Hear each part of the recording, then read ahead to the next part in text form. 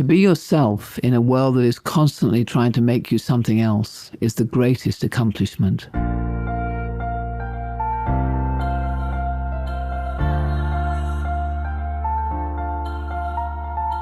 This is Walking Your Talk, a podcast about leadership, authenticity, and courage. I'm Carolyn Taylor.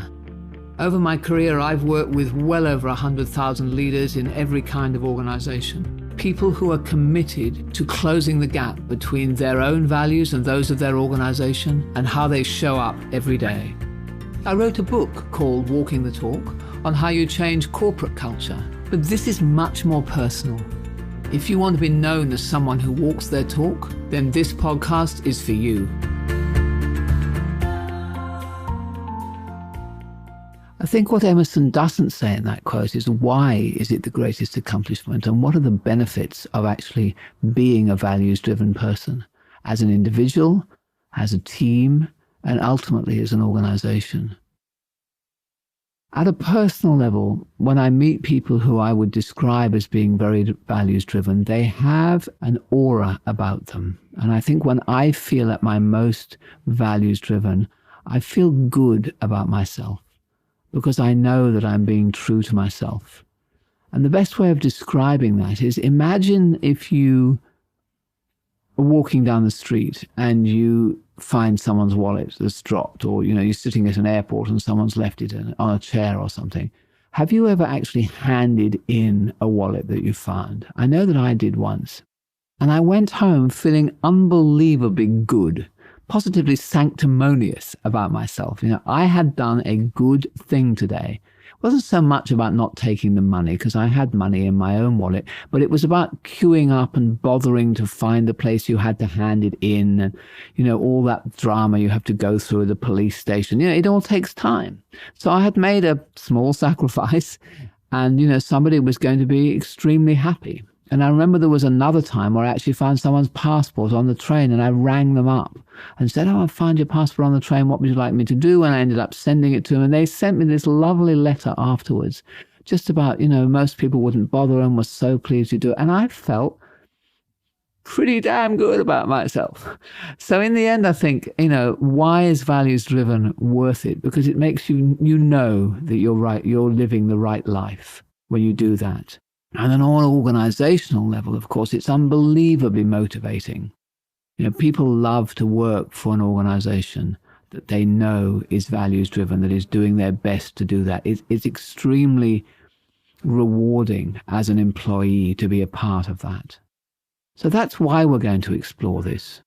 And I want to start by saying that the first thing about that, the first thing that you notice about people and organizations who are values-driven is that they have really worked out what they think is right and wrong. And they're prepared to live by that. And by living by that, that includes doing difficult things, painful things perhaps, things that involve some sacrifice on your part.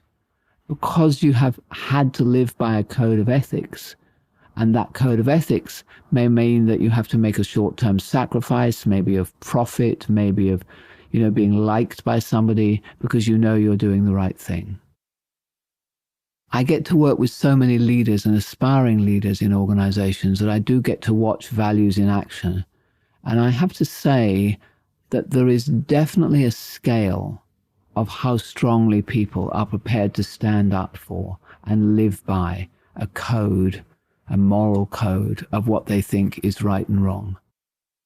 It would be something that I could judge somebody on really quite quickly. And many people do what is expedient. And they justify that because they say that's what we have to do to survive. And if it's a bigger organization in a work sense, very often that's what we have to do to make a profit. Or if you're working in a government sector, that's what we have to do to please the minister, or some other variation of that. Perhaps an individual will say, that's what I have to do to please the boss. That's what I have to do to fit in with the culture here and to keep my job. All extremely valid reasons why being expedient is often a wise thing to do. But it's not a values-driven thing to do. And that's what I want to explore in these series of podcasts. is how do you, as an individual, stand up for values, and as an organization, how do you become more values-driven in an environment where you do still have to make a profit and you do still have to please the boss to some extent and you do want to keep your job. So being values-driven is by no means a given in our society or in our organizations. Even though every organization I know now has a set of values, many of them are not what I would call values-driven. And that, of course, is why there's a cynicism. People get cynical. They say, oh, leaders don't walk the talk. And that's, I think, what they mean by that. How does that leave people feeling who work in those organizations? What I've noticed is you start to close down the part of you that is led by a moral compass, and you no longer really are authentic. You're not walking your own personal talk. Some people feel that very keenly. Something dies inside of them. Their passion, their sense of moral indignation, and they become a shadow to an extent of who they really are and can be. And I wonder about you in that regard. I wonder if you think about yourself and where you work, the extent to which you're having to close down some part of yourself in order to stay there, and that whether that actually causes you to give up on some of your passion and to start playing other games, the political games, the games about me winning over other people, the games about keeping my head below the parapet and not getting myself into trouble. Then for other people, I think that that has happened so completely that I don't really think that they feel the loss anymore.